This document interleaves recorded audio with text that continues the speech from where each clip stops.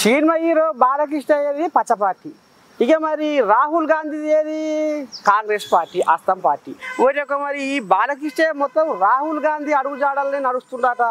ఎందుకు ఎట్లా ఏంది ఏం కథ అంటే ఇక చూడవలసిందే, నువ్వు చూస్తే బాగుంటుంది.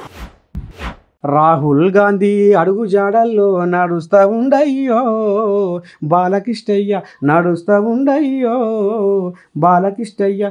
రాహుల్ గాంధీ చెల్లెకు ముద్దు పెట్టినట్టుగా, రాహుల్ గాంధీ చెల్లెకు ముద్దు పెట్టినట్టుగా బాలకృష్ణయ్య చెల్లె భువనేశ్వరికి ముద్దు పెట్టిండుగా.